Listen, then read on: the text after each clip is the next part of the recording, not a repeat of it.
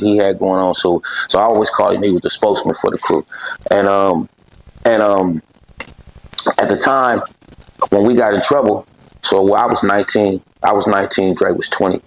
I was 19. Dre was 20. Then my little cousin, his name was Kilo. Kilo was 18. So me and Kilo, we robbed the banks. There was other niggas in our crew to rob banks, but like Dre was the rapper. We kept Dre out the way. Okay. We kept Dre out the way. Like Dre did his thing. Dre stay out the way. He knew because he was part of the crew. It's like anything else. You part of the crew, you know what's going on, but right. Let us do our thing. You feel me? So he always stayed out the way. He stayed in his lane, and he ended up getting caught up with us from going out of town. So it's a whole story. If you want to know the story, I can break the story. Oh yeah. But it's a whole story to that. But yeah, he ended up sacrificing his rap career. So, and that's the reason why he on my butt. That's the reason why he around my neck. He's the realest nigga I know. Feel me? Nowadays, especially when I look at these trials and shit and that's going on in today's courts with these niggas going to jail and their best friend is the niggas that's sending them. You feel me? I'm one of the people that can say my best friend at the time, Mac Dre, who had absolutely nothing to do with my case other than knowing what I did. Right. Kept his mouth closed and went to federal prison for me at a time when he had conspiracy or something. Yeah, conspiracy to commit armed bank robbery at a time where he could have easily said, "Hey, look, I ain't had nothing to do with it. Them niggas was finna rob a bank. I could prove it. Leave me alone." When he had a deal from Jive Records on the table. At the time, Jive Records was one of the hottest record labels in the world. They had Too Short. They had E40, and they had Spice One at the time. And this was in the early 90s. Yeah, this was in the early 90s, and they was knocking on Dre door. And then here Dre catch a federal case with me, and his biggest situation was, what am I going to do? Am I going to tell on my niggas and go back to the streets, or am I going to go to federal prison for something that I ain't had nothing to do with? Right. You feel me? And at the time, mind you, we going to trial. Like we fighting. They like, because my case was conspiracy. You know what I mean?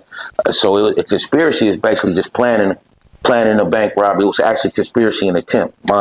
My charges. Dre's was just conspiracy from basically knowing about the situation. Right. So here, let me break it down to you so you have a better understanding. Okay.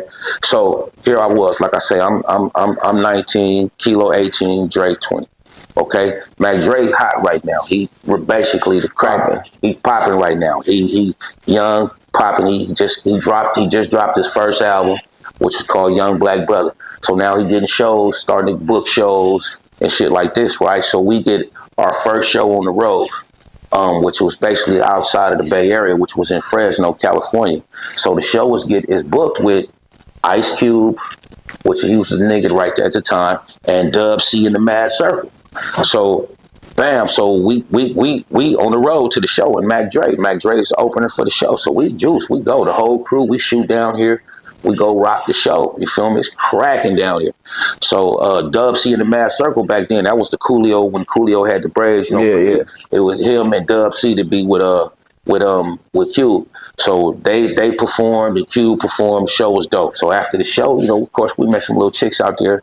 When he kicked it with them, ate with them, and all the shit, did what niggas do. Right. So I tied in with one of the females. We're super tight. So while I'm out there, now mind you, I'm on my bank robbery shit, but I'm on my rap shit with Dre too. Yeah. So while I'm out there, I'm like, okay, this motherfucker is virgin territory. You feel me? It ain't been touched with the robberies and shit. So I'm telling my little cousin, look, Cuddy, let's come up here and touch Fresno. Right. So we already plotting to come back. Now we got the connection. I got the little bitch I just met, this connection up here. So I'm like, okay, that's how we gonna play. We gonna come out here and fuck with these females and come lit. So a couple weeks later, I'm at Dre house. I'm in the studio with Dre. And we making a song. I'm working on the song for my album. Dre producing the song. He making a beat for me and all this shit. So we set to go out of town. Me and Kilo and another so-called partner of mine. He wasn't part of my crew, but he was a dude that stole cars from me. His name's Corey Dunn. So he was a dude that used to steal cars from me for bank robberies. So I already told him, look, we finna go out of town and hit this lick. I need you to come out of town with us. I'm gonna take you with me. So he was like, okay, cool. So he was one of the few people outside of our crew that knew that we was hitting these licks, because I used to get the cars from him. So I used to give him a little extra to keep his mouth closed. You gotta be quiet about this shit. You feel me? So bam. So we set to go on this lick. So I'm at Dre house that morning. So we getting ready to leave. And I'm call Kilo call like, bro, you ready to go? So I'm talking to him. We finna leave on the lick, and Dre hear me talking. He like, where y'all going? I'm like, we finna go to Fresno, knock this little lick off. He like, man, I'm trying to go. He like, I'm trying to go with you, right? He like, I'm trying to go out to Fresno. I'm like, man, we finna go hit this lick. I'm finna go hit this lick. I got it.